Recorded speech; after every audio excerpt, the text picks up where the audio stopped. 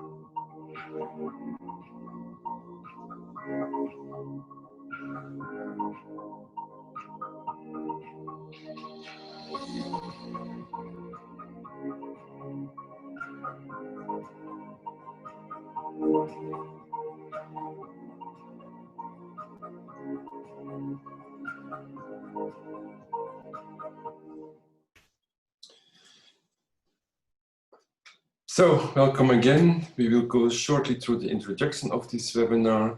So, this is recorded. It can be shared afterwards. You will receive a link, inclusive the presentations where possible.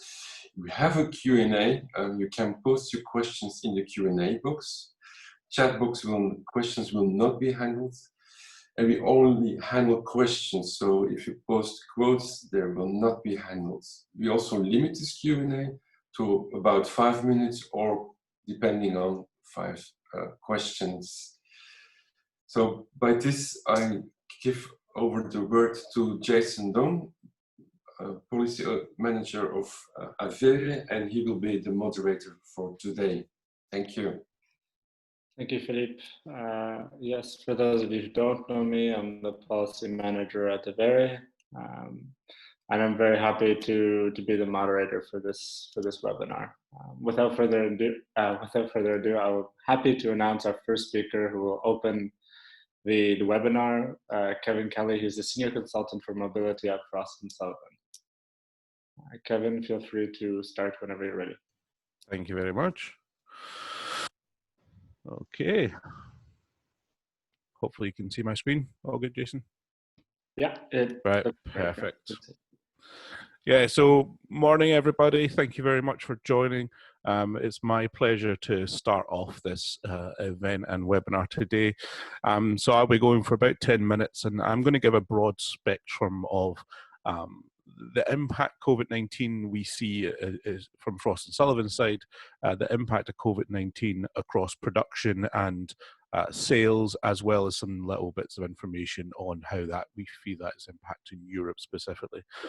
The majority of my content today is focused on our EV analysis. So within Frost & Sullivan, which is a consulting and research organization, I lead all of the powertrain and EV analysis and research. And as you can imagine, at this time, it's an incredibly busy time and challenging, but also exciting time to be in our sector.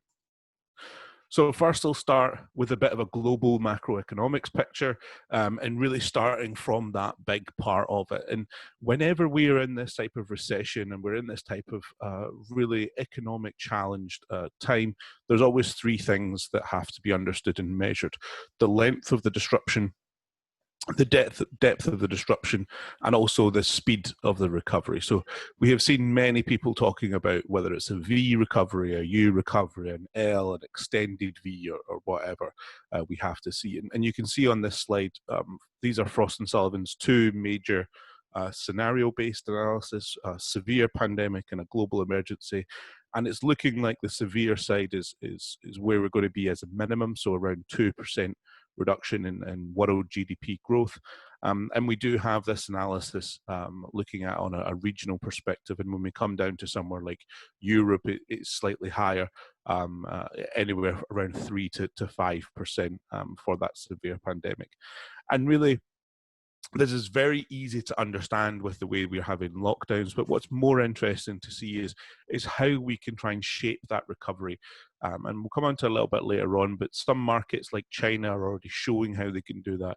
And we've seen the announcements from France last week about how they feel they could kind of control and determine that recovery. In terms of length of disruption, we do see the global markets being disrupted all the way up until Q1 of next year. So this even is not going to be a short-term impact. This will be for the next year, basically. If we look at how that's going to impact the overall production, or how COVID-19 is going to impact overall production, here is the passenger car volumes in terms of millions of units. And you can see on this graph, this goes back to 2000, you can see the two previous little hiccups. You can see the internet bubble bursting in 2002. You can see the financial economic crisis in 2008, 2009. And the thing that's been very clear to see here before we move into the impact of COVID is really the speed and the way that the automotive industry is able to recover from economic crisis. You can see after both of the previous crises, once the recovery is in play, the growth is being sustained over a number of years. And we don't see this being any different to COVID-19 either. In terms of how we see the impact within this year and the next couple of years, we see anywhere from a 20 to 30% decline in production volumes.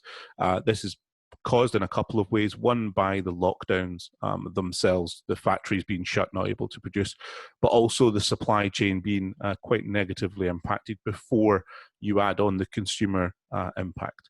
And we are already starting to see announcements of reductions in factories, Nissan announcing the closure of the Barcelona factory last week, but also we will see this coming, factory closures possibly from the likes of PSA and Renault coming up in the next few weeks as well.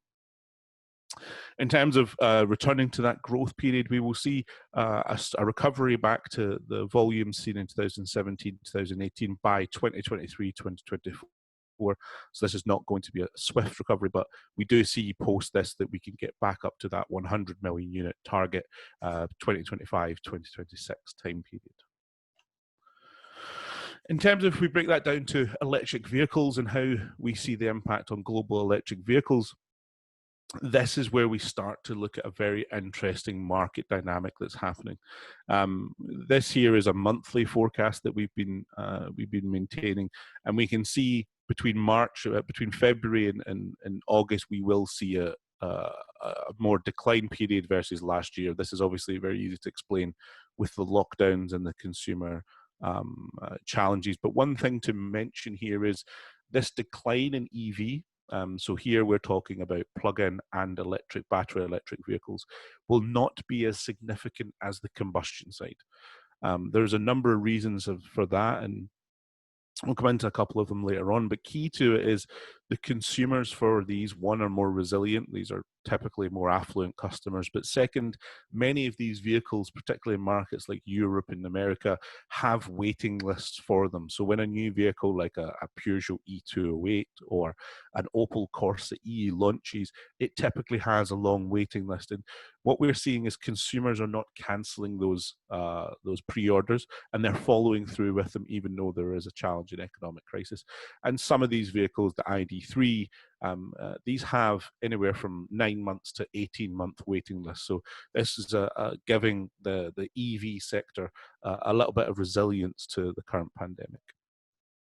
In terms of some other things that will be impacted in terms of EV sales, we will have the models will be impacted. There's a challenge at the moment in homologating these vehicles, so actually getting new vehicles to market is a challenge. And we will see OEMs prioritize some key models, particularly crossover models, and EV models will be prioritized. So if they have limited bandwidth to launch new vehicles, they will be focused on those two segments. So we will see some reduction in the amount of new models from 35 to 28. In terms of other aspects, the charging stations, These are long-term capex investments, and although we do see financial challenges for the organizations that run them, we will not see a reduction in the amount of investment in that space. We may see an increase in new investment in that space from outside our industry as companies want to take advantage of some of the decline in those companies. So it may be some mergers and acquisitions in this area that could be interesting. If we look at some of the sectors that are really going to be strong in COVID-19, we have here a mortality matrix of the industry, and this very simply shows in a 4-grid pattern which mega trends or solutions do we see being strong through COVID, which ones do we see being increasing, and which ones do we see being in danger. And I want to focus here just on the EV side, and we're putting EVs in the immortal verticals. These are solutions that even through COVID-19, we see the trends continue, and they're very, very resilient to COVID-19 because the drivers for this are outside of just a purely sales. In Europe, we have CAFE compliance, we have vehicle incentives, we have the new incentives in France that were introduced. We have new incentives possibly coming through Germany and the UK as well. So we are seeing EVs is definitely an immortal sector to look at. And when we are talking to our clients, they are very much seeing this as well. Just a very touch point on some of the Nirvana ones. These are verticals that we see actually could have a good growth rate within COVID-19. Very simply, things like health and wellness, well-being, aftermarket hygiene products, contactless delivery, and features on demand as well. Things that the customer can benefit to their vehicle without having to go to a dealership. If we take a step then back and go more detail into the European side for EV. And starting here with the production of the European vehicle. So we spoke a bit before about what's going to be the impact globally on production, anywhere from 21 to 30%. In Europe, if we translate that down to our European analysis, we will see a slightly more severe impacted European production volumes, down anywhere from 27 to 34% reduction. And the reasons behind this is we have a lot of consolidated OEMs within. The lockdown has severely negatively impacted their ability to manufacture, and also the recovery is very slow around protection measures that we may see. In markets such as the US and China, going back to production was significantly swifter, and also because of the way they wanted to do it in terms of their governmental strategies, they were able to go back to higher production than normal. South Korea in their manufacturing sector is now achieving over 90% production capability again, 1 month after their lockdown ended, and we do not see this happening in Europe. We also have on the right-hand side, again, those mentions of some of those growth areas specifically for Europe, fleeting, leasing, used cars, as more consumers will be looking to purchase cars to use less public transport. And we also see some negative impact on shared mobility, which was a key trend over the past 3 or 4 years. Going really into the nitty-gritty, this is the core slide of today from my perspective, is really looking at the sales volumes for EV vehicles within Europe. On the right-hand side, we have a month-by-month base analysis across 3 different scenarios based on different extensions of lockdowns and different recovery periods.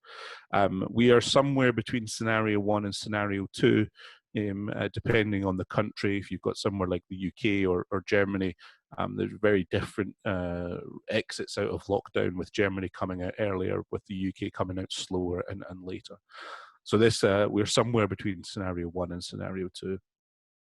And the key message here is, even though COVID-19 is negatively impacting the EV market in Europe, it is still significant improvement versus last year. On the left-hand side, we see a bar graph, which is a summation of our analysis.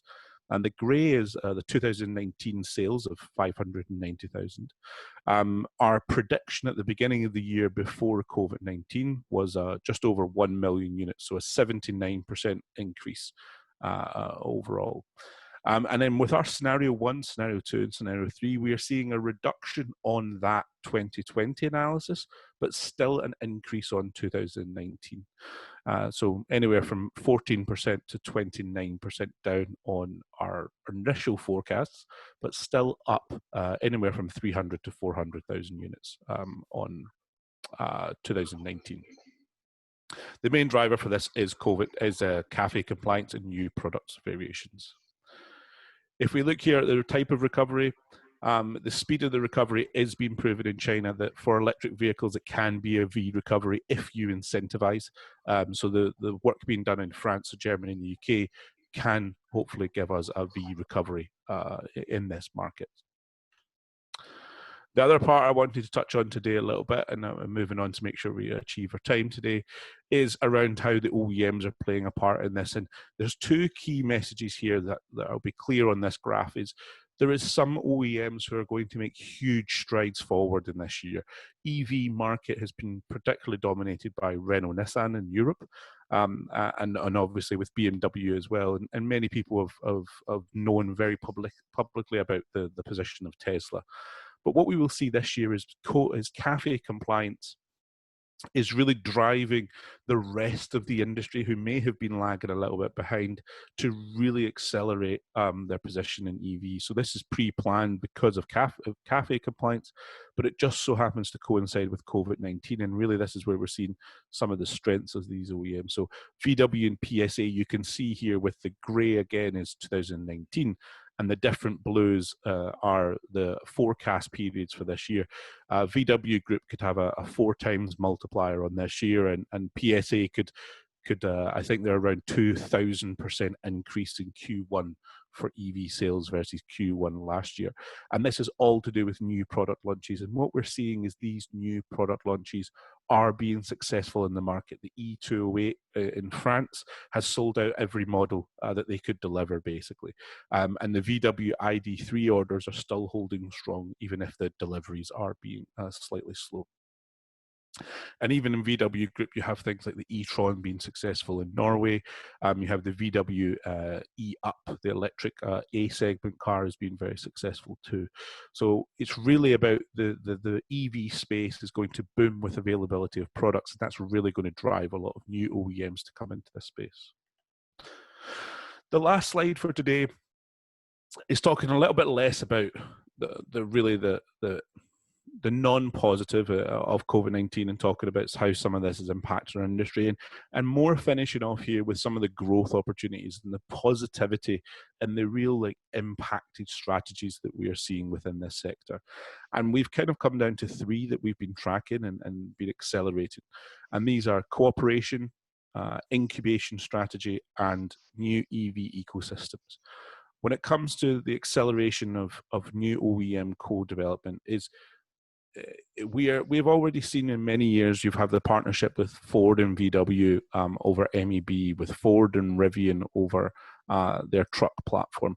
But we are really starting to see more companies, whether they're in the supply chain or in the OEM, cooperate on developing EV products to allow acceleration of these products to market faster, to have more products in play, and also to reduce the amount of investment they put into them. So we'll definitely see over the next few years significant new partnerships come in this space, whether that's BMW and JLR looking at their partnership or others that we have seen rumored in the past couple of months. And COVID-19 has just accelerated this because it shows the pressures on investment in R&D and manufacturing facilities. The second here is around gigafactories and around the incubator strategy. This is where we will see OEMs take more responsibility in building their batteries for their EVs and bring in multiple partners, possibly in the same facility. We have seen last week's announcement within France that they want Renault and PSA along with Saft to really partner in developing new facilities to build these batteries. And that's part of that incubator strategy. Multiple companies who previously were competitors coming together to build these products to make them more efficient and a better value chain. And the last is making the EV part of the center of an EV ecosystem that encompasses the entire customer's life, whether this is through solutions such as V2G or solar battery, home energy batteries, or solar systems.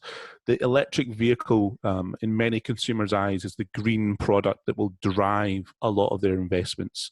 The cars are the second highest purchase many people make after their house. And really, it could drive further investments. And they see the OEM being part of this. So whether that's Tesla and their whole strategy around integration of energy, or whether we see some partnerships like Nissan Energy in Netherlands and the UK, or BMW in Germany as well, we definitely see OEMs being more interested in being part of a wider energy ecosystem. And to do this, they have to partner with new partners in other energy spaces, such as solar panel providers or energy companies, to ensure green energy to the houses. And this will really drive the whole green world and ecosystem around the consumer. And it starts with that electric vehicle. That is everything I wanted to talk about today. I'm happy to take a few questions now, as mentioned by Jason and the team. Thank you very much, and hopefully that was interesting for people. Thank you very much, Kevin. You make it seem as if the future for electric vehicles won't be impacted too negatively by COVID-19. We do have one question in the Q&A. Can you explain a bit more on why CAFE compliance impacts EV uptake, and is this a US policy impacting Europe? Yes, so good question. So this is the annoying thing with CAFE. CAFE compliance is a word used in the US as well as in Europe, but they mean very different things. When I'm talking about CAFE compliance here, I'm talking specifically about the European regulation for corporate average fleet economy. This is been introduced this year. So by 31st of December, OEMs in Europe must achieve an average of 95 grams per kilometer of CO2 across their entire fleet of sold cars in that year. This previously was 135, but it's now 95 grams. 95 grams is incredibly hard to achieve with combustion engines. Even a small, lightweight vehicle with a good gasoline engine is still in the 90s to 100 range. So imagine an entire fleet of product portfolio in that space. Very hard to achieve. The fastest and easiest way to achieve it is to sell electric cars. You get a 0 on your average every time you do it with an EV. So we are definitely seeing from our clients, when they want to recover from COVID-19, they will be focusing on high profit models. So crossovers, these are what consumers want. Crossovers have the worst CO2 average because they're higher and higher mass. So to combat this, they want to sell lots of electric vehicles. So this is with COVID-19 why we see CAFE compliance really being very, very strongly driven for EV. It's a way of the OEMs maintaining profitability on other models. Also, if they do not achieve it by the end of this year, they have a large fine as well. So they have to sell electric cars to achieve it. I just have a follow-up question to that. So we've had recently in April, some of the OEMs say, for instance, that these targets for this coming year will be too tough, that they may not be able to reach them, and that they should maybe have it delayed. Do you see an issue for your clients or for car makers in general reaching the targets by the end of the year? Yes. So there is a very, very strong rumours coming out of the EU Commission, some contacts that I have there, some contacts other team members have there, that there might be a delay in the fines until the next year. So it won't be a delay in not achieving it, because this is it's a climate change matter. This is a really important thing, and the OEMs understand that, but they're really without their control now of what they were doing. So we definitely think that by the end of this year, there might be an announcement that fines will be delayed for 1 year. So if the OEM can prove next year that it was achieve it in a more stable economy and market conditions, that the fine would be revoked, basically. So we will see, I think, an announcement at some point this year that it will not have to be achieved this year. That's very interesting. I did not know that, but we'll definitely keep my... Achieving this compliance is so unbelievably hard. OEMs have been planning for this for around 5 or 6 years. very, very detailed product ranges, volumes across different countries, engines, powertrains, vehicles lineup. And COVID-19 has just wiped all of the years and years of work out. So it's very hard. I would, in theory, continue, but we are running a bit late. So I'm going to thank you very much for your presentation, Kevin. It was very insightful. Any of the questions that are on there, I will get back to them please collect them all and we can try and feedback when we can. Please reach out to me on LinkedIn as well if anybody wants to speak to me on these questions there. Okay. Thank you. Okay, I would like to proceed to the next speaker. Next session will be a panel debate where we will have various speakers input on their side how COVID-19 has impacted both their operations or essentially the situation in Germany. And that's where we're actually going to go into next. Our next speaker will be Ismail Ertug from the European Parliament, the MEP from the SNDs. Ismail, feel free to start when you're ready. So hello, good morning, everybody. Thanks for the invitation, and it's a pleasure for me to join. I think I should say something on, first of all, on the impacts of the COVID-19 on the operations, the situations in Germany, and how effective the EU's response to support companies and workers during this pandemic is been. First of all, I want to say the situation in Germany is maybe a little bit different compared to other member states of the European Union. Germany is the biggest economy in the European Union, strong economy. So the government in Germany, they have started very early, in an early stage, to support the companies with much money, in particular all the slow, medium enterprises, the big enterprises.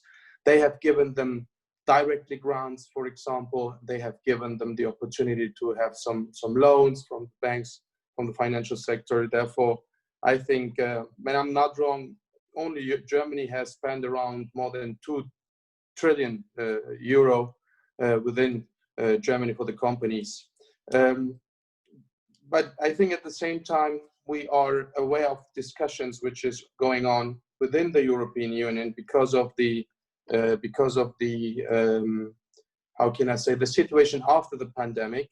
And there are some concerns that the German companies could recover earlier than all the others, and this would give them a better position in the single market afterwards. So this is another discussion which is ongoing on the European level. And when I talk about the European level, I want to make some remarks on the European steps what has been done by the EU. And I don't want to hide the fact that in the beginning of this pandemic, the European Union member states, they seemed indeed a little bit paralyzed. And the member states, they are acting unilaterally in most cases. And I know this very, very, very, and I followed it very closely because I'm living in Bavaria, which is close to the Czech border. And we had the problems of the commuters, the people they were not able to drive to their jobs on the other side of the border and so on. So that was the one issue. And we had the long congestions on the motorways on the German-Polish border, for example, up to 100 kilometers because of the unilateral safety or security measures. So then the European Parliament, and I'm very proud of it, the socialist group, which I'm belonging to, we made so much pressure on the European Commission to come up very fast in a fast-track procedure with legislations, and we did that so we can address our praise to the Commission. We are often criticizing them, but in that sense, I think they did a good job. Then they reacted with certain directives and regulations. I just want to remind us on the slot regulations, for example, for the aviation, or even for the green lanes legislation for the trucks and companies. So we did it in a fast procedure, fast track procedure. When I'm not wrong, we, in the first moment of the pandemic, we gave the member states who were under pressure 37 billion euros directly in the first moment of the pandemic. This was money which has not been spent by the budget, and some structural cohesion fund money has been shifted away towards this budget, and this has been given to the member states who were really under pressure at that time. And then after the first shock, let me say it like this, the European Union, they take over the control. We have given the member states clear guidelines, in particular when it comes to the industry, in particular when it comes to tourism industry, for example, guidelines, recommendations. And now from the 13th of May, when I'm not wrong, the European Commission came up with a recommendation on how to lift the containment measures, and the lifting of the border controls were one important part of it. I cannot say that the member states, all the 27 member states, they proceed in the same way, but more or less we have the same direction, which is already a success in the European Union. And last week, I think we all have recognized that the European Commission, they came up with the EU Recovery Fund called Next Generation EU. There are some criticism, which is fully normal in democracies, but at the same time, I have to say, I think that this is an important milestone in the history of the European integration. Why? Because we will have, if the member states and the European Parliament will come together, the opportunity to give 500 billion euro to the European countries as grants. This is totally new, because in the past we haven't given them grants. I don't want to talk about the structure of funds, yes, but in this MFF, for example, we have now the situation to give the money to especially for those member states who are hardest hit. And 250 billion in addition, plus will be given in form of loans. Now the situation, we have the 3rd of June, and in around 1 month, Germany will take over the presidency, and I'm very optimistic, and I know this from our government, that Germany is really committed to make this presidency to a success. And we have to bring that through, this idea of the next generation EU. However, I have to say that there are some formulations from the European Commission, which is a little bit, I don't want to say wishful thinking, but I don't see the concrete way how to achieve it, even when it comes to the gain of the leveraging of the private money, for example. So we need a little bit more concrete approaches from the European Commission. When it comes to the transport sector and the transport industry, and yesterday I had the proof from Mrs. von der Leyen. She joined our group meeting. There will be a budget of the MFF or a budget for the Connecting Europe facility envelope, which should include 14 billion. And this should be used in particular for the establishment of infrastructure, especially for the alternative fuel infrastructure. And now I want to stop, because I know the topic of alternative infrastructure will come later on. But this is of a legislation which is of major importance. And if it could be brought together with the financing, I'm sure the European Union will take up in an incredible good way. Thanks, first of all. Thank you very much, Mr. Ertug. That was very, very insightful, and especially good to know that Ms. von der Leyen has this 14 billion euros earmarked for seed funding. But yes, we will get into that later. And I now would like to pass the floor to Renske Schuitmaker from Fastned, the Public Affairs Manager. Also, sorry for potentially butchering your last name. My Dutch is not exactly the best. No worries at all. And can you see my screen? I was sharing my screen. We cannot yet. You still have to potentially try once more to share it again. Let me try again. Can you see it now? No. Oh, so.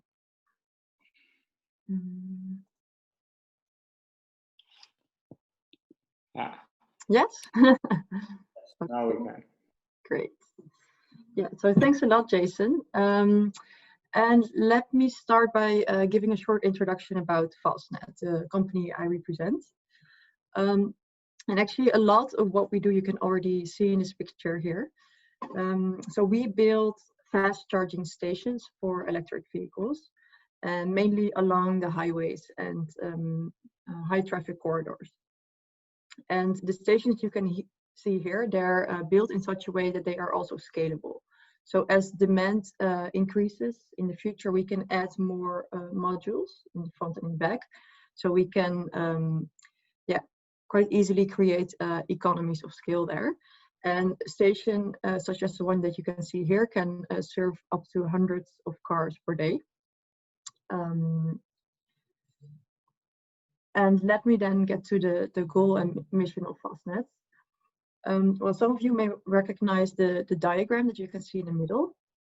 It represents the average temperature records recorded over the past century or so, and also showing a clear trend of warming. And this is very central to the mission of Fastned. Also, if you will ever get a chance to, for example, visit our office, you can see this being portrayed quite prominently on our wall. So as a company, we are very committed to help to reduce the impacts of climate change, to help the EU to achieve the goals of the Green Deal. And we believe that in order for the transport sector to get to zero emissions, electrification of transport will have a large role to play. So that is why we have set a goal to build a European network of 1,000 fast charging stations on prime locations. And I say 1,000 fast charging stations, but it also doesn't mean that we will stop there. And we make sure that all the cars that charge at our stations can charge with renewable energy from the wind and the sun. So a bit more about Fastned. Here you can see a map of where we stand today. So far we have obtained 259 locations for fast charging stations, of which 115 are already operational. So most of them today are located in the Netherlands, as well as Germany and the UK. And we are also going to open stations soon in Switzerland and Belgium. And so our stations, we make sure that not only all EV models that are on the market are compatible with our stations, we also make sure that, let's say, the newest and the most up-to-date technology is available. So whereas we started many years ago with building a 50 kilowatt fast charging network, today there's already 175 kilowatt chargers available in many of our stations, and we are currently rolling out 350 kilowatts chargers throughout our network. So we have offices currently in Amsterdam, where our headquarters are. We also have offices in Ghent, Paris, Zurich, Cologne, and London. And about the quality of charging, this is really for us a top priority. We want to make sure that EV or our customers who come to our stations have the best experience. So that is why we have set the goal, and so far also managed to achieve an uptime of 99.9%. Our chargers are they have full remote control, so we can always see it very quickly if something is wrong with the chargers. We also have an in-house customer support team. So if a customer experiences any issue, we're just a phone call away, and it's available 24/7. And a few words about roaming and payments. So we also make sure that virtually all payment methods that are on the market are compatible with our stations. So that means that basically all the relevant charge cards that are on the market can be used in our stations. And we're also at the moment looking to install a station terminal, or payment terminal, sorry, in our stations, where people can pay directly with debit and credit cards. We also very much value pricing transparency. We think this should be basically comparable to what you see in petrol stations today. So we clearly portray the price that you pay per kilowatt hour in each of our stations. Okay, now I come to the slide of the impact of the Corona crisis. Like many other European companies, we have been hit by the Corona crisis. So in March, as the lockdown measures were imposed in many of the member states, it had the consequence of a strong reduction of road traffic. So you can here see a picture of a highway in the Netherlands that's nearly empty. And this had a strong impact on our business. So the volume delivered, so the electricity that we sold in our stations declined by as much as 70% at the end of March. This is now slowly recovering as lockdown measures are also slowly being lifted. But of course, no one knows how long this situation will last. And yeah, as a result of this, we were forced to delay investments, and by that I mean basically investment in the rollout of all stations that were already planned to be built. And because these stations are very capital intensive, and instead we diverted these funds to cover operational expenditures and remain operational. So we feel very lucky in a sense that we have had the ability to do this, but it also has another consequence, which is that well, as we operate one of the largest fast charging networks of Europe, the rollout of fast charging infrastructure is also slowing down as a result of this, and this of course then will also have ultimately an impact on the transition towards e-mobility. So well, getting back on track in this regard, so picking up the pace where we were at in terms of rolling out the infrastructure is very much dependent on funding, because as I said, our stations are very capital intensive. So basically the speed of the rollout of the charging infrastructure is dependent on funding. And at the same time, conventional financiers are hesitant because of increased risk perception. And this will bring me to my final slide and two key messages I wanted to give with this presentation. Because in rolling out a European fast charging network, we do face many barriers. We kind of have to go in areas where no one has been before. So that comes with many challenges. But I wanted to highlight here two main ones, two of our biggest ones at the moment. And the first one is funding, which is then of course related also to the Corona crisis. And we did see some very positive signs, for example, in the announcement of the EU last week about the recovery package, where e-mobility was also mentioned as having a key role. So I foremost want to stress that we're very happy with this, and we think this will give a great boost to the e-mobility sector. But here I would also like to stress that it's very good that these funds are becoming larger, but also then make sure that companies like us, so smaller companies, we're a scale-up company, we are independent and we are not tied to large incumbents, can also access these funds. Because companies like us and also quite a lot of other companies investing in energy transition technologies are perceived by banks still as being more of a risky business. So it's quite hard to get funding via this conventional route. And we do see that many of the funding coming out of this corona crisis does get funneled through banks, for example, the EIB or national banks. So I think it's also important to note that if you really want to stimulate the charging infrastructure industry and scale-ups, small independent scale-ups also look at this issue. And there I also want to mention specifically the Connecting Europe facility in blended costs, which also they are meant to support the charging infrastructure in rollout of infrastructure, but also are largely funneled through banks. So they need to become more easily accessible. And then the second point, last point I want to make here is more of a policy barrier that we face, which is access to locations. For example, on highways, but also in cities. We do see that it's quite difficult for a new player coming onto the market to get access to land to build new stations.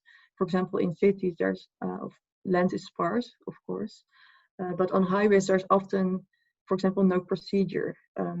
So, for example, there are no concessions for fast charging stations, or if they are there, they're coupled with petrol concessions. And in that way, it's very difficult for new innovative players without petrol experience to access the markets.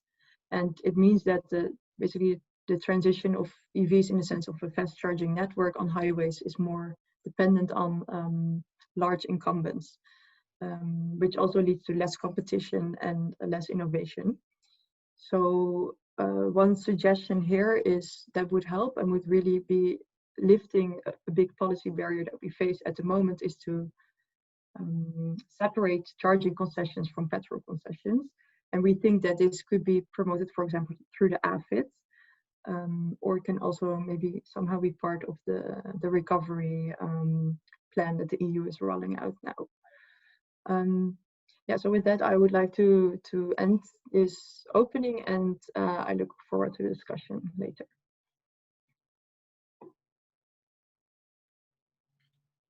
Thank you very much, Renske. I would just like to note, yes, that we will take the questions after the next two speakers. We'll kind of lump all the questions together and try to have much of this discussion as possible. So I am taking note of the questions that are being asked in the Q&A box.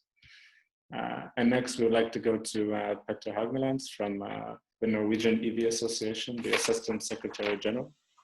Petter, do you have your slides right here?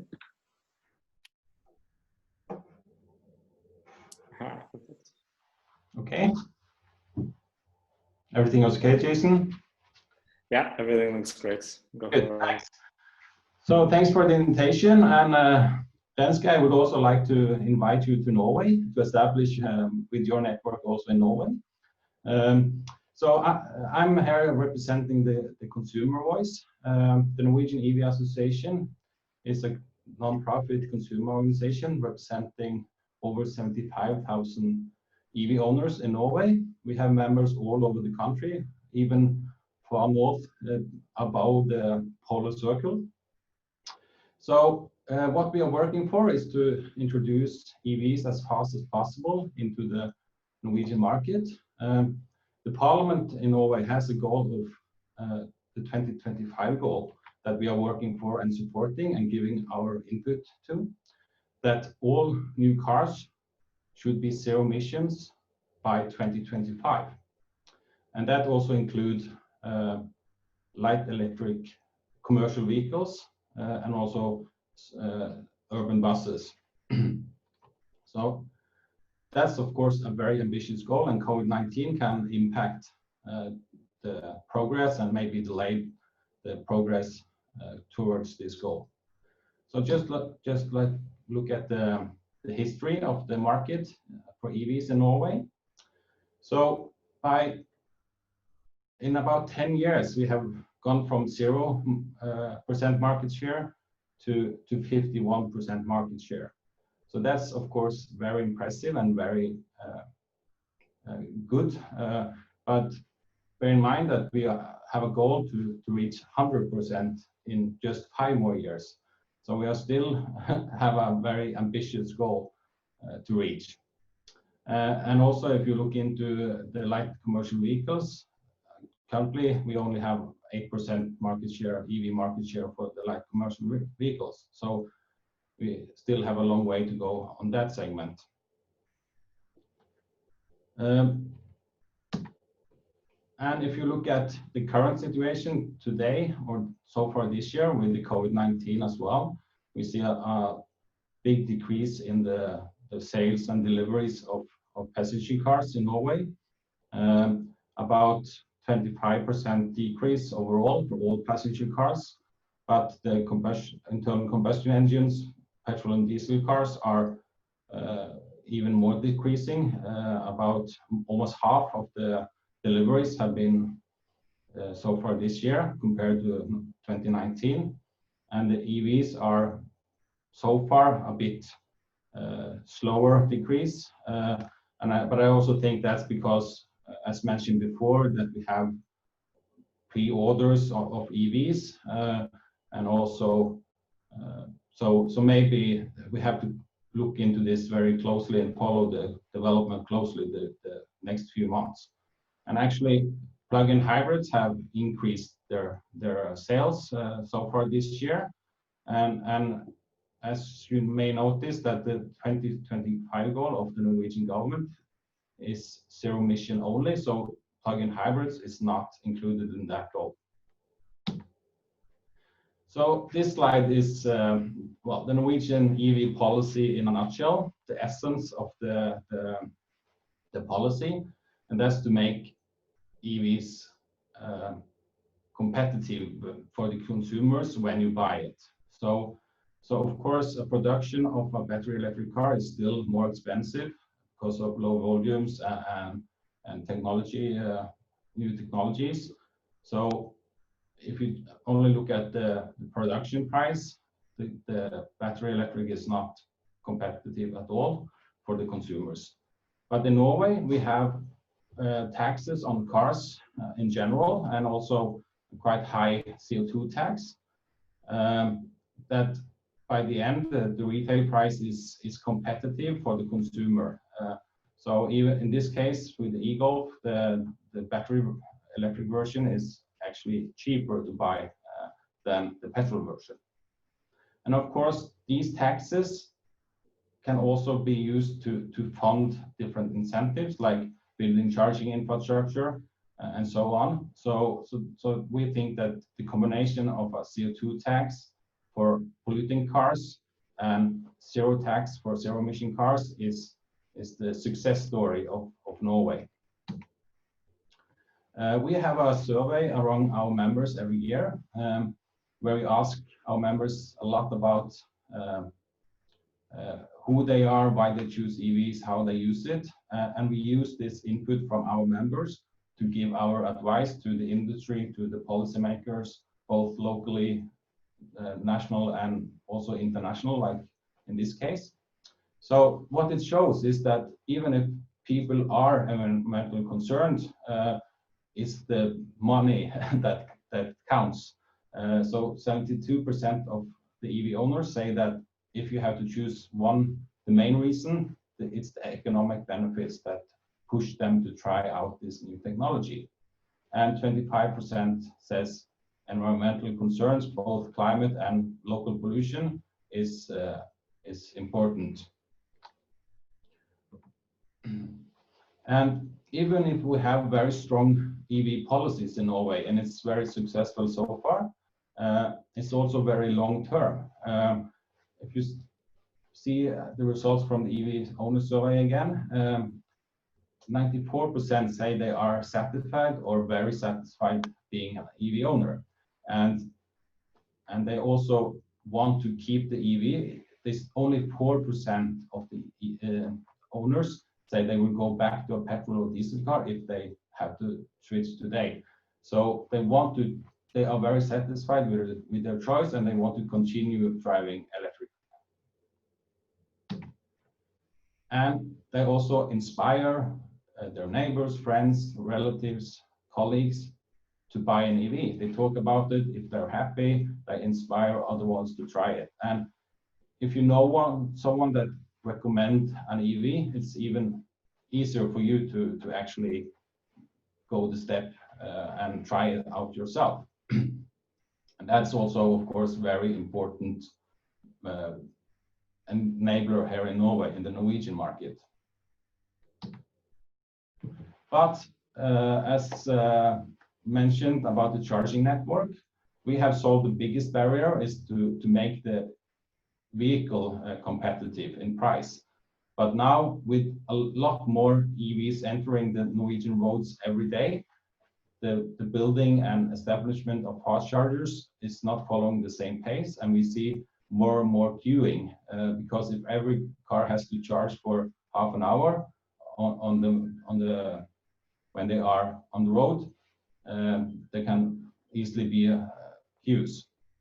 So that's something we need to do something about. And in our calculations, in 2025, we will have over 1 million electric passenger cars. And then we need about 5,000 more fast chargers in only 5 years. And when I say fast chargers, it's not stations, but actually charging points. But it's still a lot. And one last point is that Norwegian consumers, I guess also any consumer, is also very concerned and aware. And there's a lot of discussions in media about the real environmental impact of battery electric cars when it comes to production of especially the batteries, both on emissions and also mining and child labor and things like that. And that's something we really need to focus on to make the production of EVs also sustainable. And that's also something the governments of Europe can do something about, EU, to ensure and to invest in battery production, recycling, reuse in Europe. And there's already a lot of different initiatives in Norway and Sweden regarding battery production with renewable energy. So in conclusions, based on the experience from Norway, the consumers are ready to go all electric as long as the price is right. For other countries, based on the Norwegian experience, we think that other countries, if they are serious about the climate crisis, they should start introducing CO2 taxes on cars to fund and support zero-emission vehicles, and also to fund and support more charging stations. So, in our opinion, we have no more time to wait, and this is a good opportunity to really go all in for electric transport. Thank you. Thank you, Peter. It's very inspirational presentation. I always like your insight from the EV surveys you guys do all the time. But yes, we will get to the discussion at a later time. Now I would like to introduce Michael Keller, the person in charge of charging infrastructure at Volkswagen, to now take, Peter, you just have to, yeah, exactly. I'm Michael. Yeah, thank you, Jason, and thank you to Avera to make this opportunity possible to share our thoughts and our perspective where we want to go. Okay, so my screen is on. Yeah, sorry, we can see your screen. Okay, great, thank you. So I will start with a quite nice picture. We took together some examples on the positive effects, let's say, from Corona, from the COVID-19 virus. We could see quite significant changes in the air pollution An example is in this pictures from Los Angeles. On the top is always before, and on the bottom is after the crisis and some shutdowns of production, but also a significant reduction of transportation. In the middle, you can see the mountains in the far view, and on the right hand, you can see the satellite pictures of the pollution in one of the very critical areas in Italy before and during the crisis. So that's somehow giving us an indication that there is some change possible to get better air quality, and now we should think about how we can preserve this. And that means one of the solutions is promoting the e-mobility, because mobility makes about 40% of the overall global emissions. And the crisis, we also had additional reduction in the industry and also the electric generation area. But I will focus on the transport area, where Volkswagen is doing the most efforts regarding the new development of electric cars. Why are we doing that? And if we look on the long-term perspective, what we want to have when we are following the Paris Agreement of CO2 neutrality in 2050.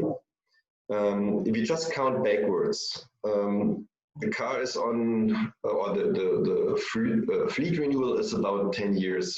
Some cars longer, sometimes shorter, but I think that's somehow a good assumption. So that means we are 10 years before that to be CO2 neutral in the mobility area. But that means the car is produced over a certain time of years. So that means we have additional years we have to go backwards for the start of production of the last combustion car.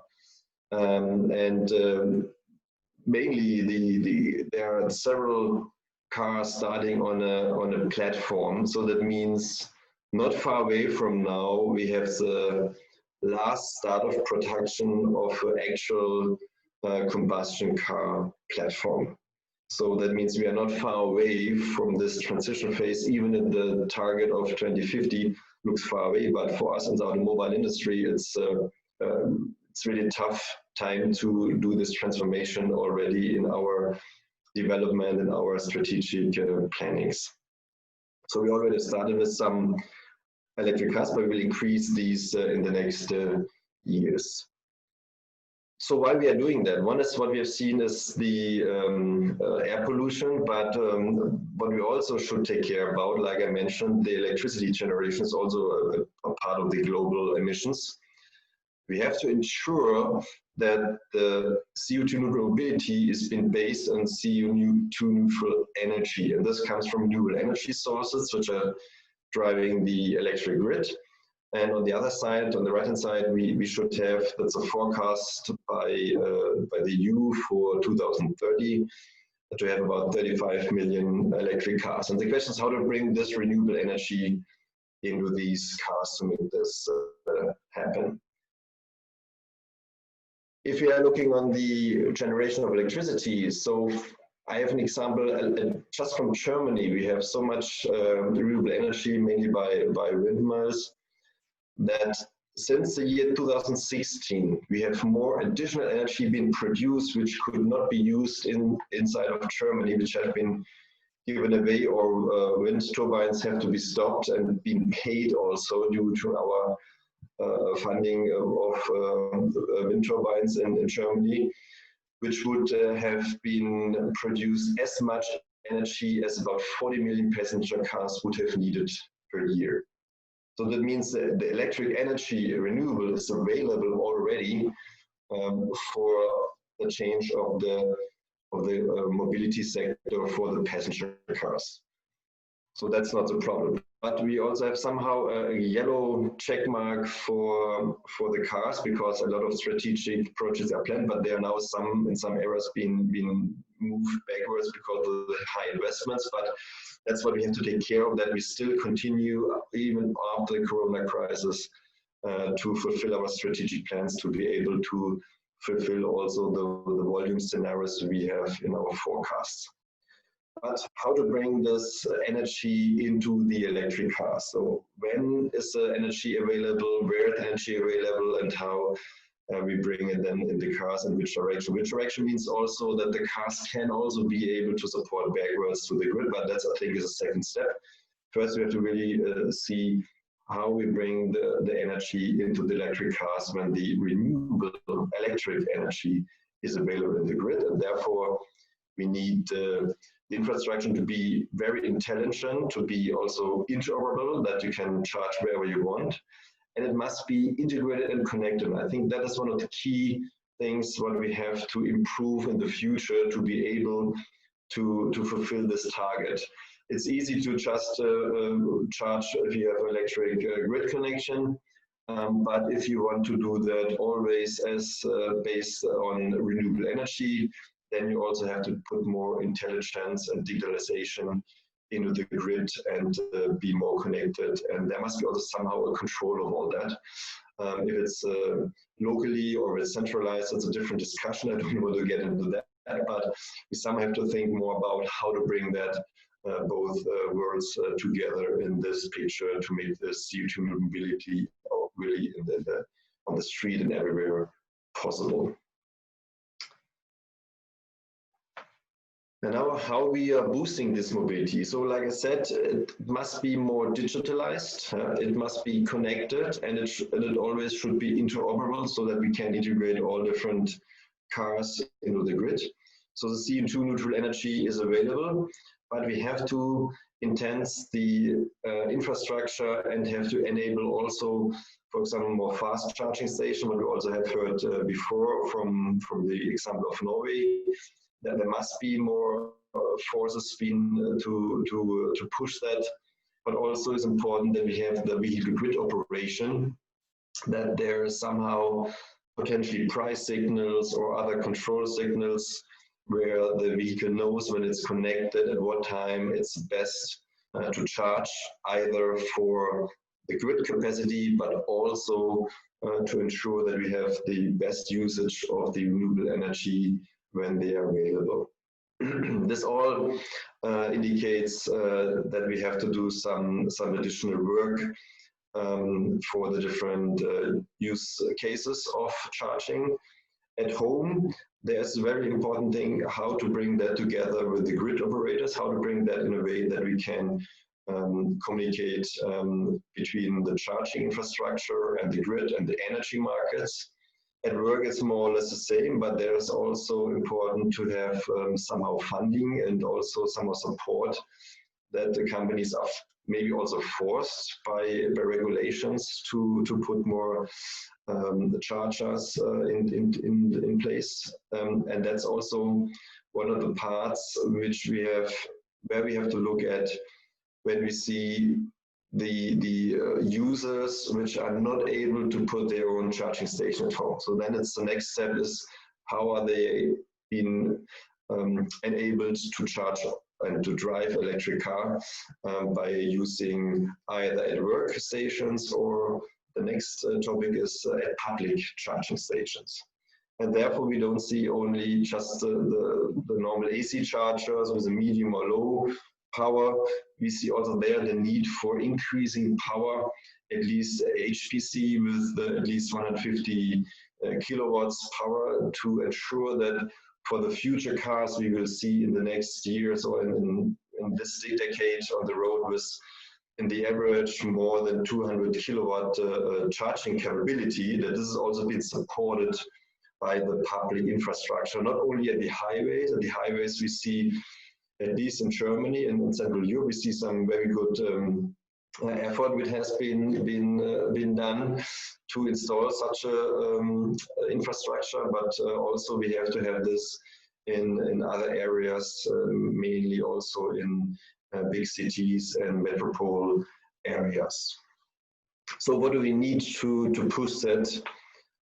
So the focus of action I would see to improve the charging infrastructure and to have a significant expansion of this infrastructure is that there should be some direct funding from public fundings, and also in some areas also potentially been a good way to do it by somehow also a public project lead to support that, to control somehow also that the right charging infrastructure is put in the right places, and not that only the hotspots where everybody can make money with installed. So that's really then the really target to have an all area availability of infrastructure, either at home, at work, and where both are not really good covered, then also you need a very good public infrastructure. And also we have a lot of things to do at the regulatory framework. So there's still some barriers to do a private installation if you're not the owner of the house, if you're renting in a condo or something. So there's still a lot of work to do, and also some local approvals, for example, how to install on the roadside, where so many other regulations not being designed for supporting or for building up charging infrastructure, which have to be changed or which have to be improved. And also we have to have a clear regulatory to be interoperable, not only regarding the connector, but also regarding the data exchange, and all the intelligence we need to have a more digitalized and more intelligent interconnection and interaction between the different levels from the car up to the grid and to the energy generation. And the last line is the tax incentives. There we already see in some areas a lot of incentives being on the way, but it's still something what we can improve to bring this infrastructure being forward, not only the cars, but also such incentives to improve the infrastructure, and also to improve the willingness of the users to use their own household by, for example, reducing taxes on the electricity and other potential incentives which we should think about more detail altogether. So these are my mainly focus points I want to bring out as enabler of the increase of the e-mobility in all over Europe, and what focus we should put at to bring this into the right place, and also to be somehow a bit ahead of what is needed when we bring the cars on the road from our Volkswagen side. So let's just close with some nice pictures. So that's somehow the history of Volkswagen, and the new big mark of the Volkswagen history will be the ID.3, which will be launched in mass production this summer.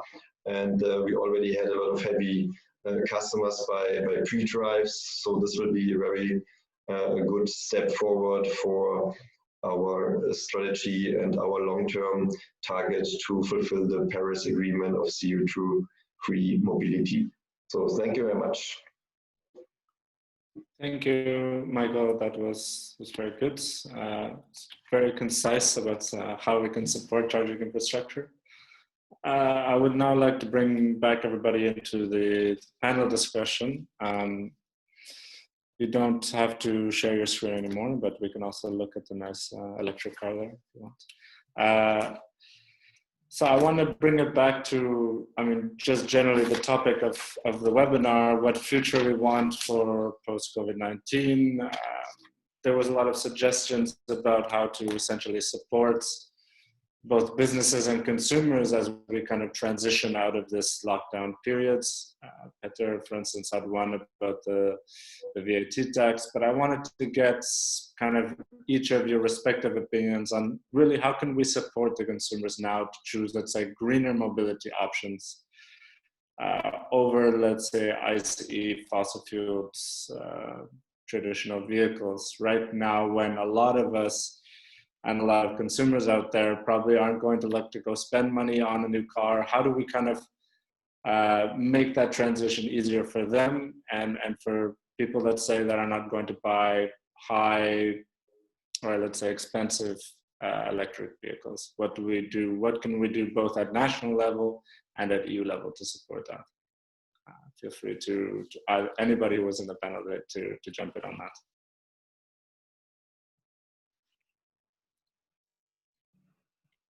If no one goes, I can start. Yeah, so I think to help people to choose EVs over ICEs, I think, well, one of the most effective measures we've seen over the past is definitely the EV purchase incentives. I think they're very stimulating in this regard, and therefore really help to get the EVs on the road. But I think, being from the charging infrastructure, I also cannot withhold to say that, of course, a decent coverage of infrastructure is also very much needed. So by that I don't not only mean fast chargers, but also slow chargers, so public slow chargers at home, at the workplace. And this, of course, needed to give EV drivers the same experience and the same comfort they're used to with their conventional cars. But then fast charging, I think, is also very essential to basically reduce the barrier of range anxiety, which then helps give people confidence that they can also make long distance trips with their EVs, that they can also go on holidays or visit their family who live far away. So that's also really important. So I think the EU has also a big role to play to make sure that there will be decent coverage of EV infrastructure. Yeah, of course. Petter, did you want to jump in? Yeah, I agree that, well, you should definitely not make petrol and diesel cars even cheaper, but see how you can make the EVs more competitive with the tax system and of course subsidies. But if you want to fund subsidies for a long term, you also need to combine it with some taxes, like we have done in Norway.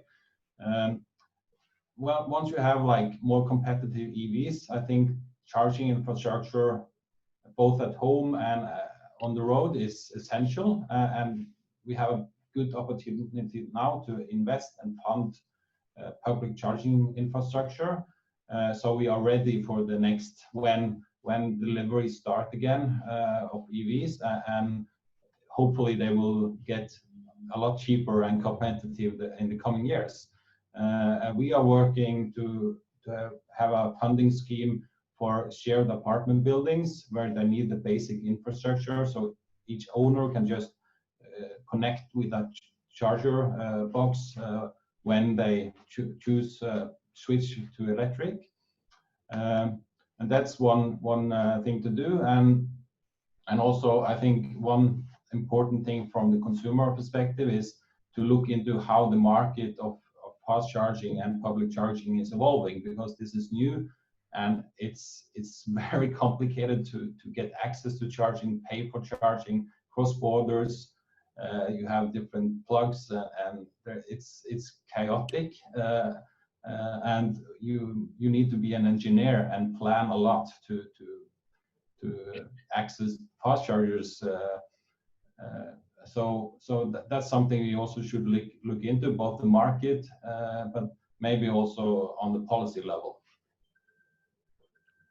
Yeah, of course. And then I guess coming to something you all touched on, you all have experience with, I guess, is the charging aspects, charging infrastructure.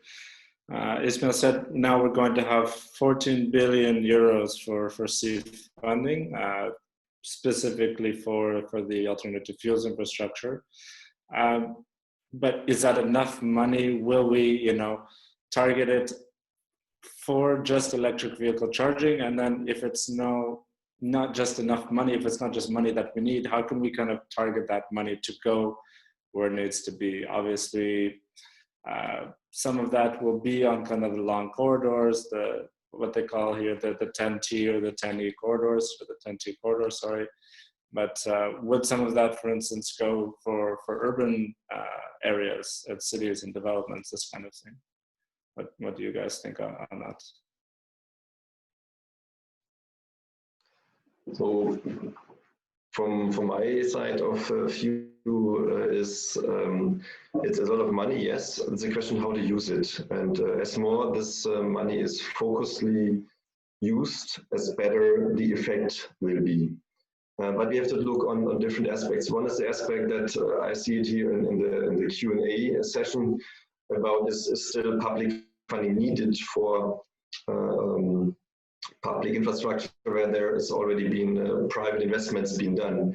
Yes, it is. There are some areas where it's not enough being done, and there's in future also areas where it will be not a business case for an investor to do the investment. So there we have to have some either regulations or additional fundings to support that there will be in all areas where everyone is, or that everyone is able to buy and use electric car. That is one of the topics what we have to put on the target, that we ensure that everybody is possible to drive the car. Either he has his own charger at home, where also there are some regulations needed to be changed, or there we need some funding, because the customer is not knowing all the technical details what we're discussing here in this round regarding interaction between charger and grid, and also energy market,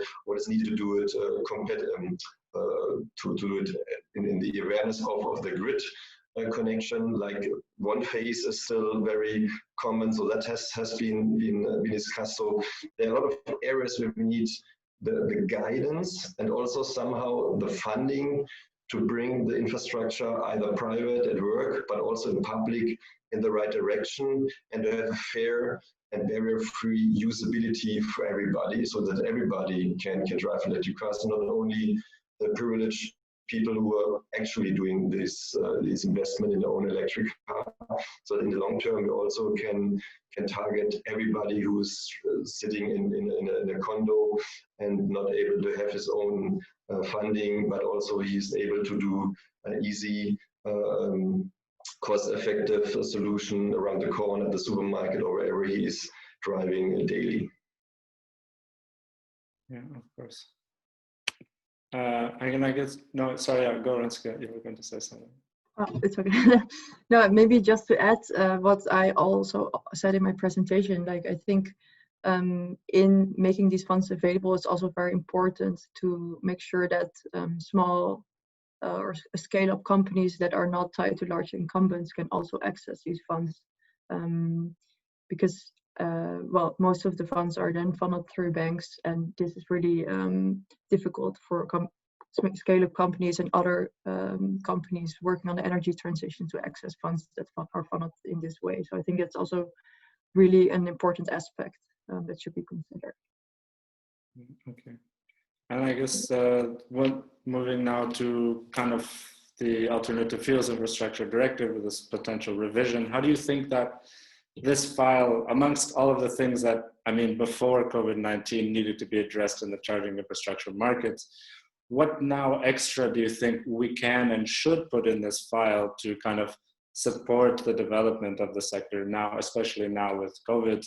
And Ismail, if you have also suggestions on where you see it as being the rapporteur of the original file back in 2014, we'd welcome your input as well. Yes, thank you very much.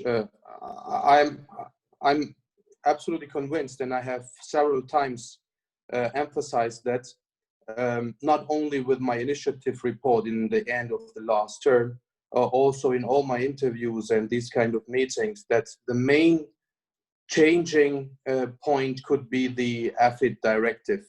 And I have the confirmation of the European Commission several times, not only by Mr. Timmermans, also by other responsible bureaucrats in the European Commission.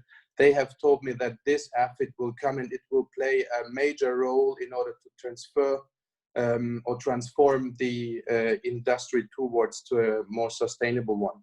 Because all the discussion by our experts has shown us once again, and Mr. Keller and Mr. Haugneland also, they have made, they referred to that the uptake of this kind of mobility can only be done if there is an impulse from the legislative, from the regulatory part. And when I look back to 2013 or 2014, when we finalized this directive, I have to say, and don't understand me wrong, I know that's the past and that's history, but I have to say that we have lost more than 5 or 6 years in particular of those member states like Germany, for example, I have to say that who has destroyed this directive at this time, because at this time that was far before the diesel scandal, it was far before the Fridays for Future, so it was a different time, and the OEMs, they did not want to have measurable or quantitative targets for the infrastructure. And maybe you know that they have turned it in the council towards some kind of national plans, which was very less concrete. It was almost nothing. So in the end, we lost, as I said, the 5 or 6 years in the meantime. But nevertheless, now we have the situation that the pressure is there. The AFID directive will be one part of it. And as we said, the upcoming regulation, and I looking onto my sheets, what we need. First of all, we need clear. We have to set clear, ambitious goals when it comes to the number of the infrastructure, and it has to be measurable. It has to be obligatory for all the member states in all the categories of charging infrastructure. The second one is we need, as I said, fixed goals for all the member states. In the meantime, at that time, for example, 2013, 2014, we did not have the IONITIs and all the investments from the OEMs. Now we have them. They have paid their own money into this infrastructure. One argument at that time was from the side of the OEMs. They said, we are not responsible for the infrastructure. But to me, it was clear even at that time that has to be a joint approach by the OEMs, by the energy suppliers, by all the other some kind of sector coupling at that time as well. No, we need the fixed goals there as well. Major topic will be the insurance of the financing, because without any clear financing, it won't be possible. So, as I said before, the next generation EU and the 16 billion confirmed already by Mrs. von der Leyen could make the difference, and we could have the financing for this. I think I heard that from one of our speakers. We need a clear, transparent, and best harmonized price system throughout the European Union.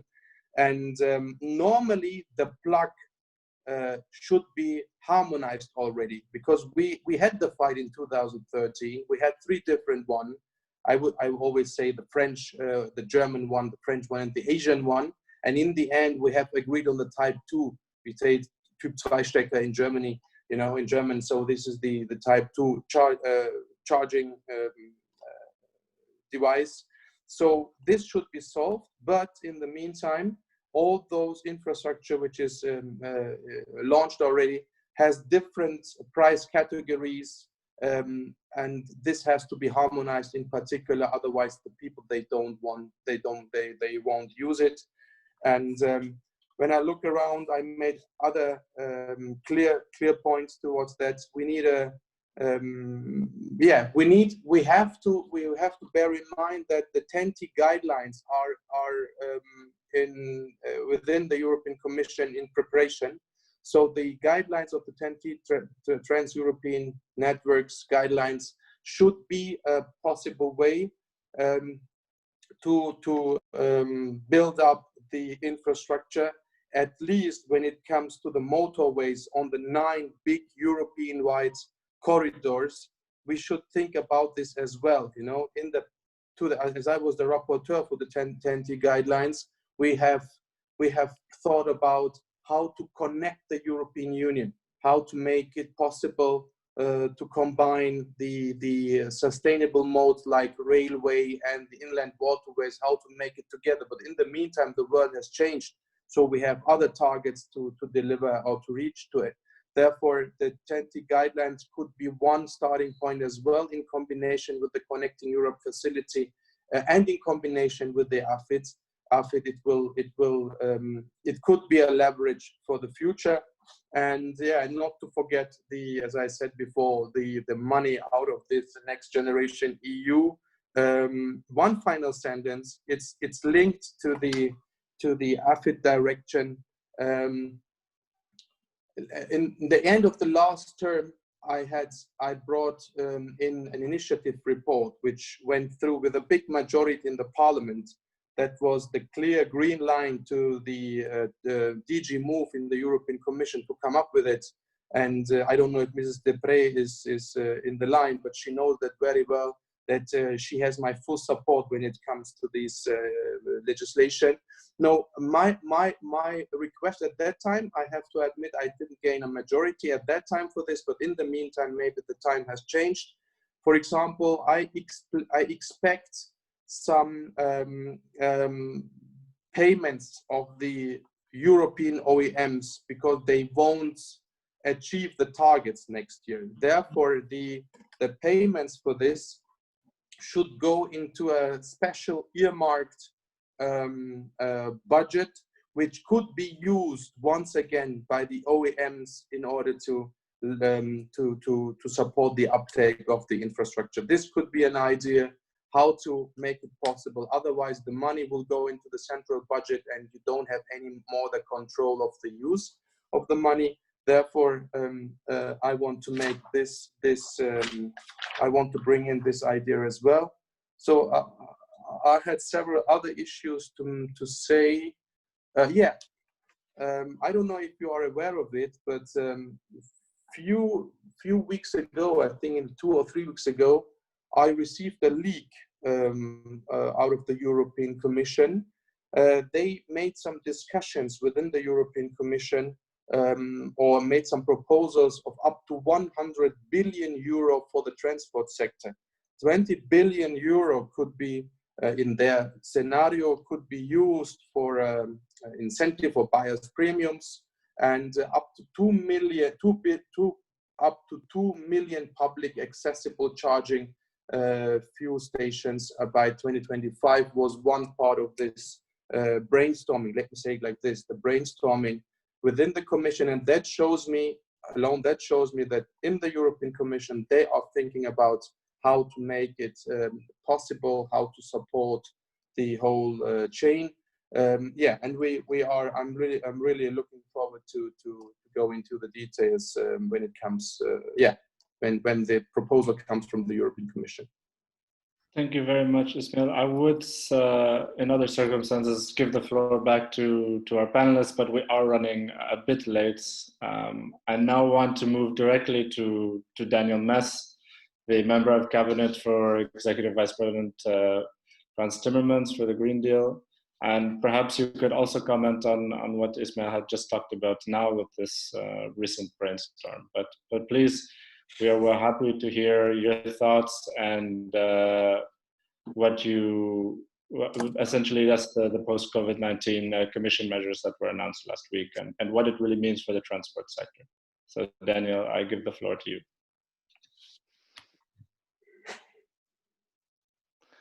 I know you can probably hear me now. I'm just trying to connect myself and then make myself a bit visible. Here I am. Yeah. Perfect. Yes. Thanks a lot. Thanks a lot for all these interesting contributions. And I think that I won't hopefully take too much of your patience still at the end of this seminar, but I think I can give lots of speakers some comfort, including also Ismail in his last interventions. I was playing a big role in that leaked document that you referred to, and indeed shows some ambition that we at least have. Given the interventions that were made, because you can cover many topics, but I will focus a bit on like the zero-emission mobility on the road, so to say, because like that was like really clearly the focus of most of the people in this webinar. And I just want to go back to the title of the seminar. The title of the seminar is like, is there after the COVID-19 crisis, is the door open for an ambitious agenda for zero-emission transport? And sometimes the answer that one can give at the end of a seminar is the most simple one and the clearest one from a political perspective from the European Commission. It's a resounding yes. Yes, post-COVID-19, the door is politically, from our side at least, totally open for an ambitious agenda for zero-emission transport. Ismail already said it like in his first intervention. It's clear that transport has been heavily hit in the mobility sector. That's also why many of the measures that we took in the recovery phase, the immediate recovery phase, were of benefit to the transport sector. Ismail mentioned already the green lanes to keep the freight moving. We have taken initiatives, flexibility under the budget rules, the state aid rules, liquidation aid also for transport companies if they need it. The solvency instrument that was part of the announcement of the 27th of May, I think also can play a big role for transport companies in need. So that is all taking account of this COVID-19 context in the sector. And then in our view, the recovery agenda going forward after the investment agenda should be one that goes forward. And I can quote a bit from the recovery paper itself, where we say, when we invest in protecting and creating jobs and competitiveness in mobility, we need to do so by building a green and digital Europe. We need to repair in a way that invests in the future. And for that, we need clarity of purpose and a clear sense of direction. And that is what we have as a general political take on this, that this repair and reshape at the same time is what we're after in the mobility sector. You will see indeed in the recovery announcements that we've tried to identify some major winners in our view, in the Commission's view, for that investment agenda, major winners with quick wins for jobs and businesses, and at the same time for the green transition and zero-emission mobility. Electromobility is and remains a flagship of our recovery, and it remains a crown jewel of our recovery. And in my previous life, I was a speechwriter to Margrethe Vestager, and one of my favorite things that I wrote for her was on, and I apologize beforehand to the person from Volkswagen. It's a story about automotive pioneering, but it's a story that's related to Daimler, to Benz. Because almost 135 years ago, there was a story that I think can inspire us today and look at the future also with a bit of optimism. Almost 135 years ago, you had a member of the Benz family taking the first combustion engine car for a 100-kilometer drive across southern Germany, and that person was not Carl Benz, the pioneer, but it was Bertha Benz, his wife, who wanted to show by taking that drive with that combustion engine car that the technology would work and that people can have confidence in it and that the innovation could take off. She clearly wanted to show that in that way. And along the way, there were some hiccups, and she had to repair the car a bit by using a part of a coat to insulate it because it had some holes. And she also stopped over at the very first fuel station in the world, which was not a petrol station like Total, but it was a pharmacy where she used products from the pharmacy to put petrol into the car. And I think that shows a lot what we can use today when we talk about the future of mobility. At that time, Bertha Benz, her advances made sure that the combustion engine at that time became a clear winner, and it beat the competition, which was the steam car with a lot of pollution, and it was the electric car, which also played a role already at the end of the 19th century. And I think that we now can all agree that the cards have changed a bit, the game has changed, and there's momentum for a reshuffling of some of these cards. Air quality, the speaker from Volkswagen mentioned it. It's a huge opportunity now that people could not only dream of clean air in the cities, but they could just open their windows and smell it. Is an opportunity for electromobility. The thing that made electric cars not so good at the end of the 19th century was the trust of the ease of use. And we see that the electric car is becoming easier to use. I take a lot of inspiration from Petter from Norway, who said that many of the buyers of electric cars actually bought it, 72% bought it for the economic benefits. So that's something that we clearly need to focus on, the total cost of ownership, when we want to boost electromobility. And then coming back a bit to this inspiration that you can take from this Benz story, she showed that you should trust in your innovation skills. You should make sure that you use fueling stations in a creative way. and that you need to keep updated by repairing and all the skills that you have by mastering a car and repairing it. And I think that the three legs of what we're going to work on, at least from the Commission, and the Parliament and the Council now have to say, but in our view, these three legs still also apply to what we see in electromobility. You'll see in the proposals that we propose to invest massively in innovating. We want to double down on the battery alliance, also the hydrogen alliance and the hydrogen strategy for the transport modes that need it. You saw that in InvestEU, 20 billion euros would be available if adopted for sustainable transport infrastructure, and 31 billion for strategic value chains. And strategic value chains, as you can see from the text, in our view should also be sustainable transport technologies. There were questions in the chat on the role of purchasing incentives for cleaner cars. We're on that ball as well. In our view, there should be support for the fleet renewal, for instance, by companies or leasing companies that want to renew their car fleet and make them and buy the cleaner cars. Support to buy hydrogen buses, hydrogen trains in cities. In our view, that should be part of the answer. And if you read the text of InvestEU carefully, there is lots of scope for support for that type of project. So the fleet renewal by company cars and the fleet renewal by for hydrogen buses and hydrogen trains and the like. So that is what we're banking on investing in the future and helping the industry to invest in the future. I can also respond a bit to Kevin Kelly's perceived rumor that we would postpone our climate targets and fines. If you look at what Commissioner Breton said and my boss said after their meeting with the automotive industry and also in meeting with the industry commissioners, there will be no doubling down on our climate targets because these climate targets are the certainty that we need to push the investments in the right direction. And we want to do that by investing in innovation and helping the industry to do that. So the money is there, the windows are open, and it is for industry and society to come forward with the plans. And then the charging stations, which came back a lot as well, that is for me at least a separate crown jewel, even in the recovery program, a master plan that we need for this particular goal that we've set. Everybody have seen that goal, 1 million charging stations, public charging stations by 2025.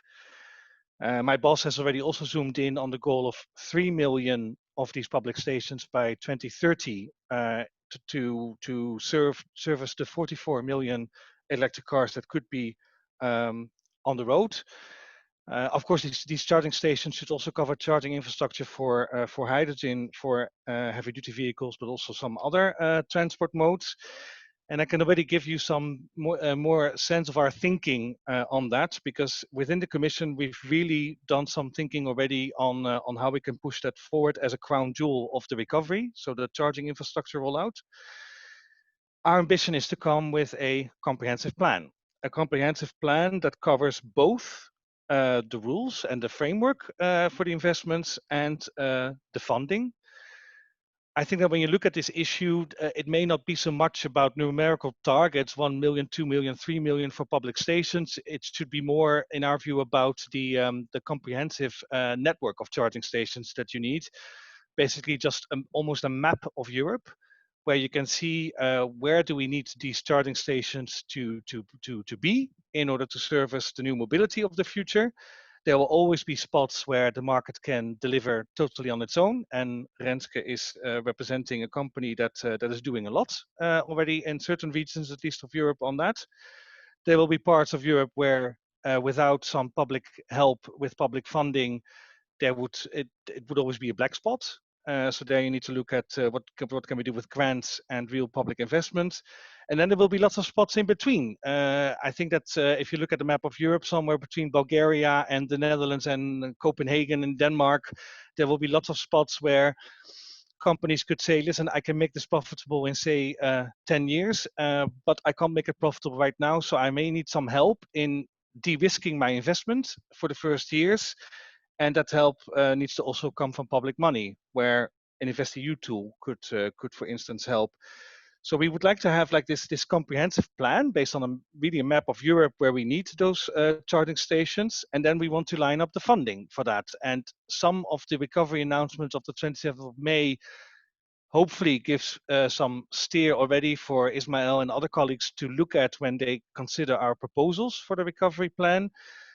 We've identified the Connecting Europe facility. He mentioned it already. But we also mentioned InvestEU, which has these possibilities to disrisk some investments and a lot of extra money in there if the Commission proposal is adopted. And the regional funds and other funding should not be forgotten. I think that Michael from Volkswagen also already said that the urban dimension is very important in this. I think that intuitively one senses already that having a charger at your home or in a public building or in your office is very important. So we need to take a careful look at the funding that needs to be in place to make that happen. I also agree fully with Ismail that you need to look at really tightening some of your legal framework to make this happen. You already mentioned the Alternative Fuels Infrastructure Directive, which could be a regulation as well once the proposal is there. And I can say today and can confirm in this webinar that indeed national targets for the rollout of charging infrastructure, so national targets per member state is an option that we should seriously consider to make this happen. These targets could then allow member states to see a bit whether the charging infrastructure can be a prime candidate for the part of the recovery package that is about these national investment plans and then getting help from Europe with the recovery and resilience instrument, as we call it, to take these projects off the ground. It could go very well together in that way, that you have some targets and possibilities for member states to draw up national investment plans that also get some European funding from different streams that I've already mentioned. These targets can, of course, be open for member states to fill in, and there are tools that member states can indeed use, and some of them are mentioned. In my home country, I very much like the right to plug, which certain cities indeed use, that you can turn to a public authority in your commune and say, I would like to have a charger or at least the cabling there, and can you help me out? And we should be creative as Bertha Benz, who saw in a pharmacy, she sold a fueling station. And who knows, perhaps a restaurant owner can see some possibility for making extra money by having a charging infrastructure next to his restaurant, especially if it's a fast charger. He can combine these investments. I think we should certainly not be overly limited when we think about these ideas. It's of course up to the market and the restaurant owner and the local authorities to see, could this work for us? But I think that from the European Commission, we will certainly not stand in the way for creative ideas like that. And on the contrary, we would want to have a framework in place that leaves the door open for these ideas. In delivering this master plan, I think that Michael van Volkswagen already mentioned that, and I would agree that we would need a master plan for this charging infrastructure. We need to break down silos. We need to do that within the Commission, and we've started to do that.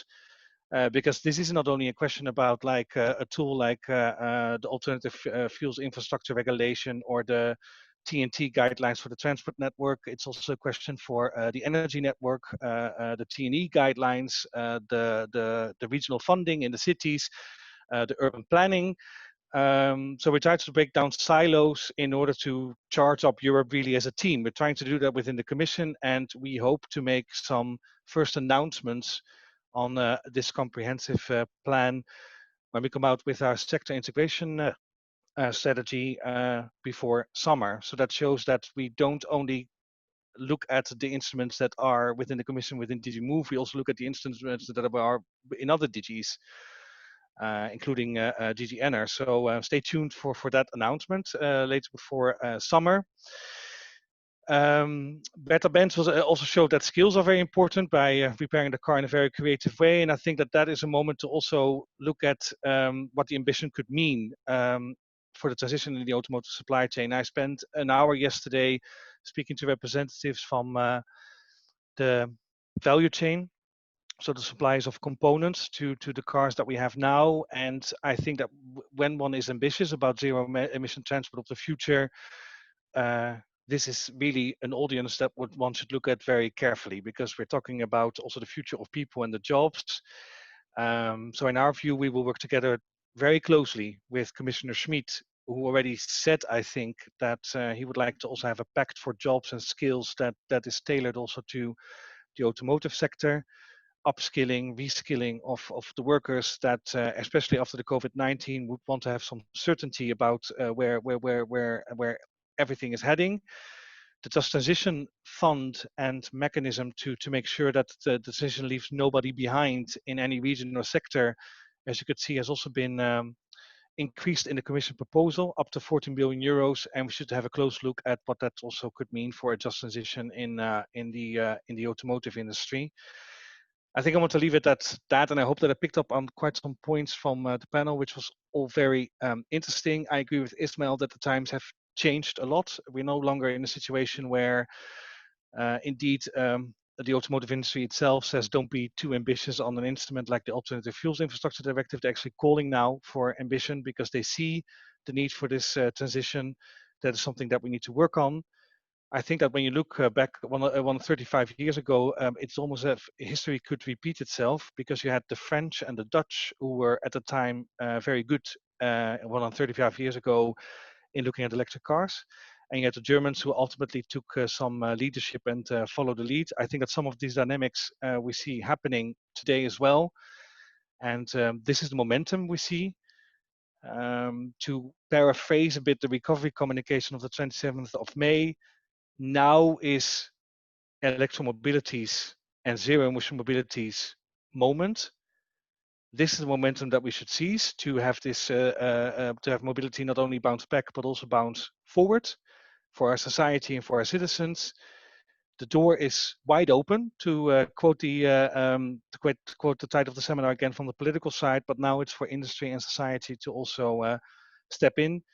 I would look forward very much to working together with stakeholders like on the panel, and also with Ismail, who hopefully, as the autor intellectualis of the alternative fuels infrastructure rules that we have, is willing to also play a big role going forward.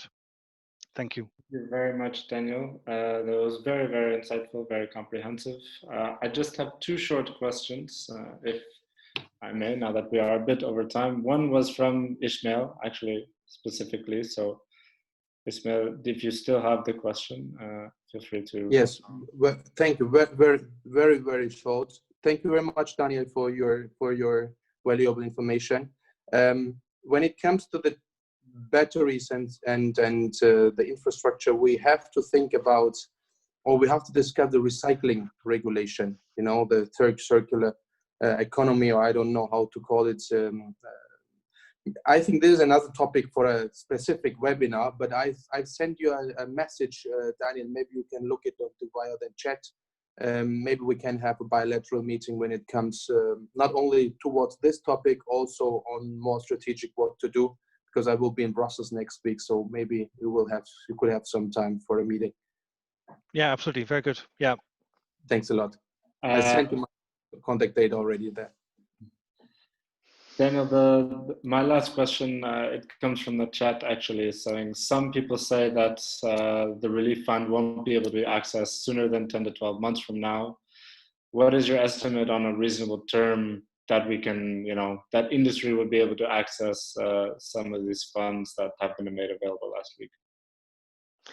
Yeah, that's of course a very important question, and I think that one needs to make a distinction between the different legs of the proposal. There is of course indeed the proposal to give a top up to different parts of the multi-annual financial framework, so the 7-year budget going forward.